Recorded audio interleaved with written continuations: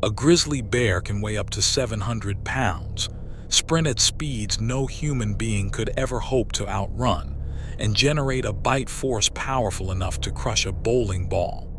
When one of these animals decides you're a threat, there is very little you can physically do to stop it.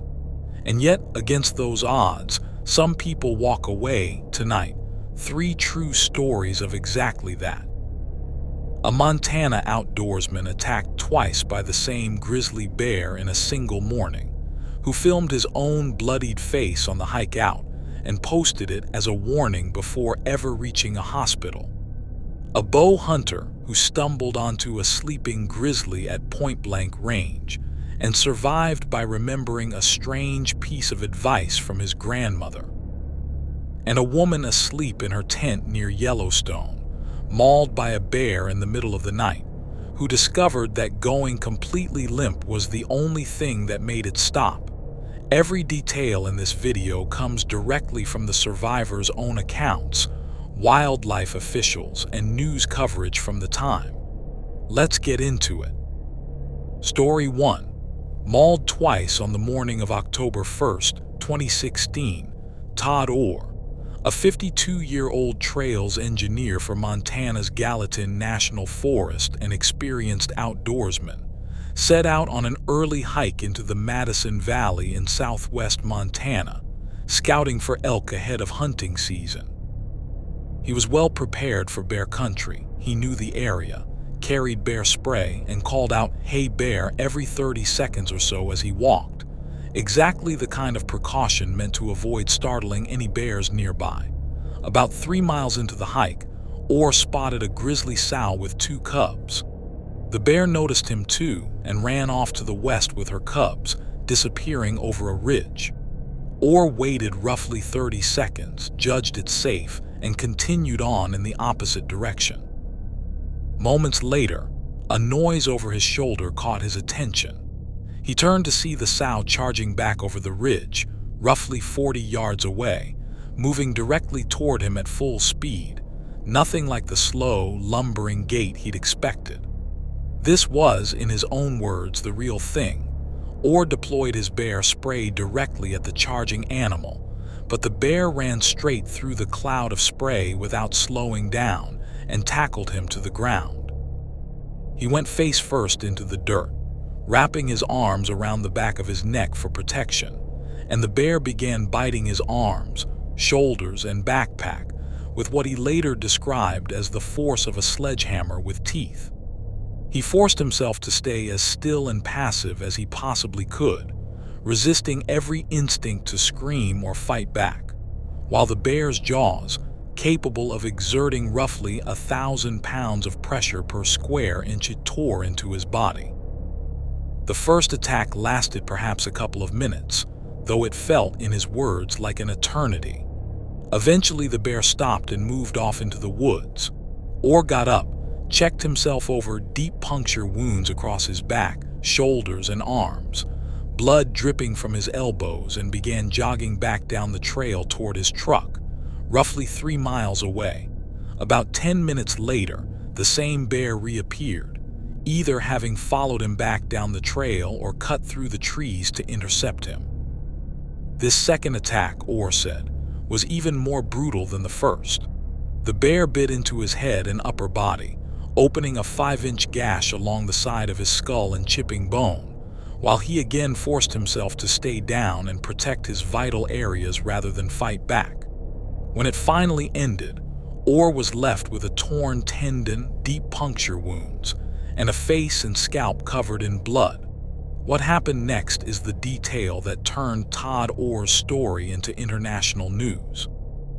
Still alone, still miles from his vehicle, and now bleeding heavily from wounds across his head, arms, and back, Orr got back to his feet and covered the remaining 3 miles to his truck in about 45 minutes, running on pure adrenaline.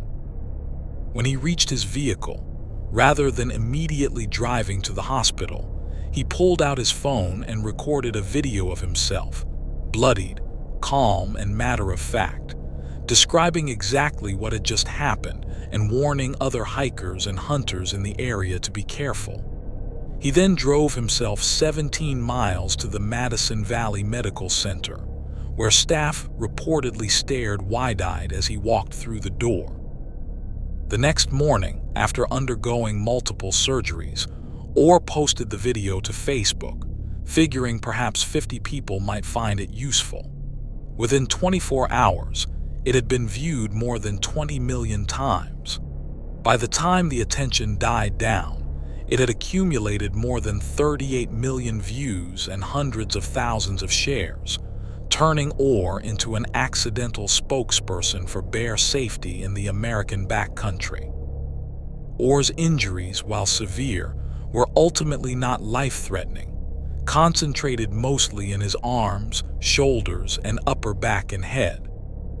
He later credited a combination of luck, preparation, and specific technique with saving his life, knowing to go face down, protect his neck and vital organs with his arms, and remain as passive as possible rather than fighting back, a response that runs directly counter to nearly every human instinct in that moment, but is widely recommended by wildlife experts specifically for defensive attacks by mother grizzlies protecting their cubs. In the months that followed, Orr said he intended to keep hunting in bear country, though he planned to carry 2 full canisters of bear spray rather than 1, just in case. Story 2.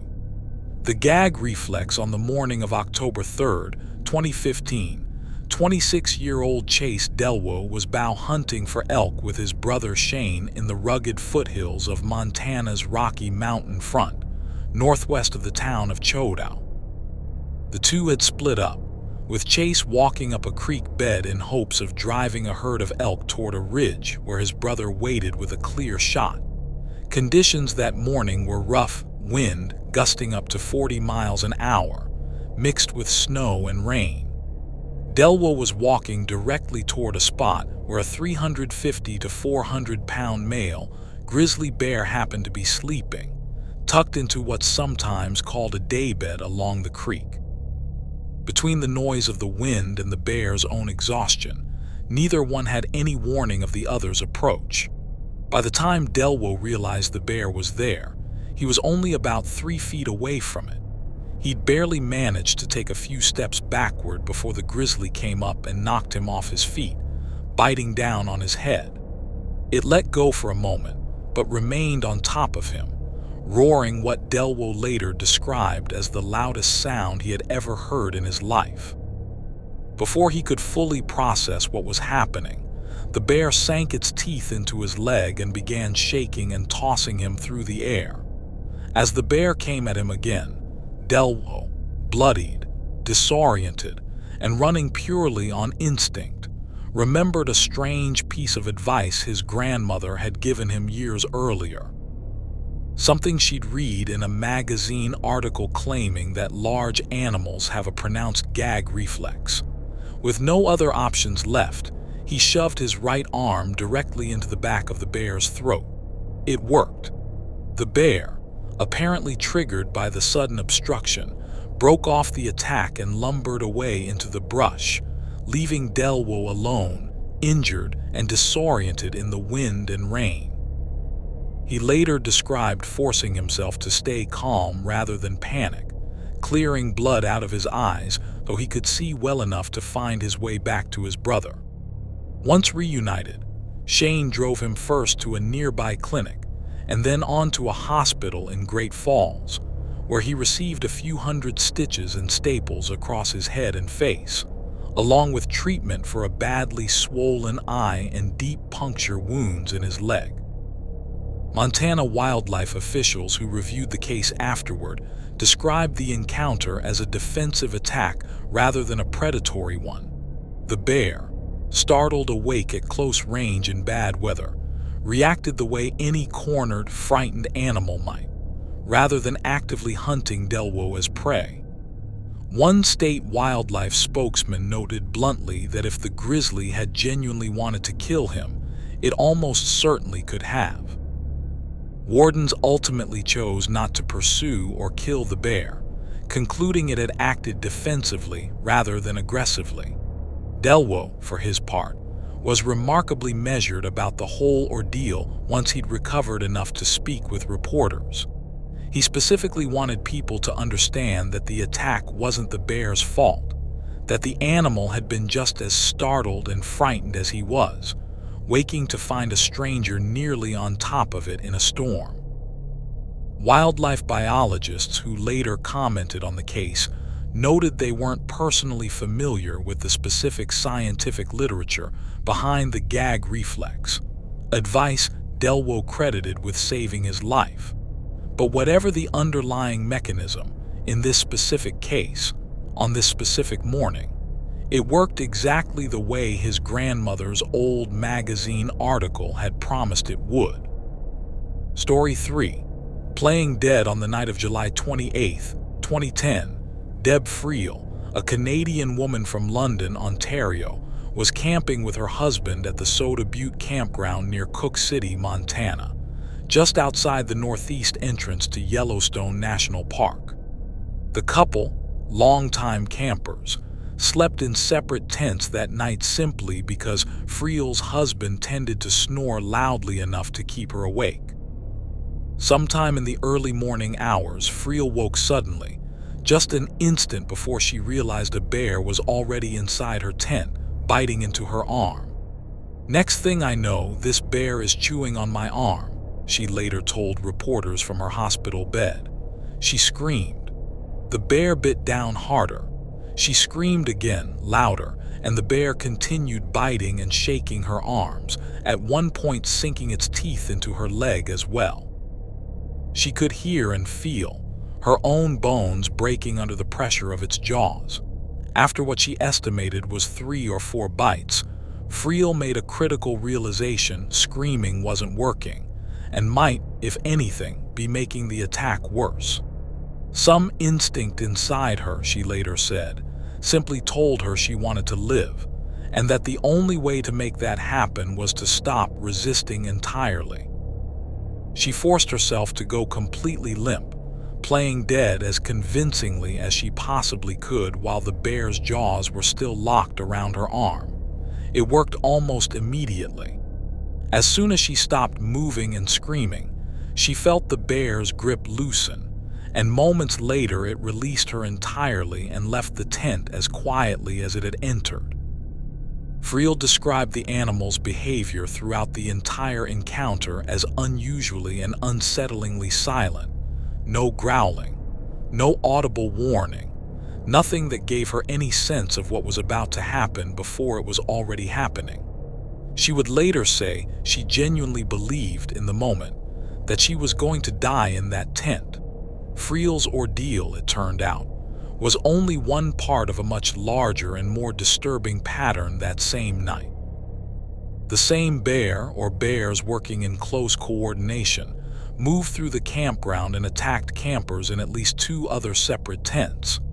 A man named Kevin Kammer, 48, of Grand Rapids, Michigan, was dragged from his tent and killed, his body found near the edge of the campground.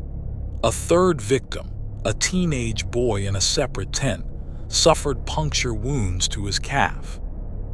Wildlife officials investigating the incident afterward described it as an unusually brazen, deliberate rampage, targeting 3 separate, unconnected campsites in succession, rather than the kind of single defensive reaction typically seen when a hiker or camper accidentally startles a bear protecting cubs or a food source. In the aftermath, Montana Fish, wildlife and parks officials set traps throughout the campground and within a day captured a 400-pound female grizzly bear near the site where Kammer had been killed, which they believed, based on its return to the scene and matching size, was responsible for the attacks. The bear was ultimately euthanized, and wildlife officials began the process of determining what would happen to her cubs. Friel suffered severe lacerations and multiple crushed bones in her arms from the bites, injuries serious enough to require hospitalization in Cody, Wyoming. Remarkably, speaking to reporters just a day after nearly being killed, She said she was already mentally prepared to go camping again, though she acknowledged it would take real time to recover, both physically and emotionally, from what had happened to her. The campground itself, it turned out, had its own prior history with bear attacks. A camper had been mauled there 2 years earlier as well, crushing several bones in his hand while fighting off a different bear, a detail that added an unsettling layer of context to an area many campers had otherwise considered a fairly ordinary, well-traveled part of the Yellowstone region. 3 attacks, 3 completely different outcomes, and 3 completely different survival responses. A man who protected his neck and played dead through 2 separate maulings by the same bear in a single morning. A hunter who fought back at the exact right moment by exploiting an animal's basic anatomy. And a woman who discovered mid-attack that going limp was the only thing that made the bear finally let go. What connects all 3 of these stories is how little any of them had in common in the moment beyond sheer, desperate improvisation. Wildlife experts generally recommend playing dead specifically for defensive grizzly attacks and fighting back specifically for predatory black bear attacks.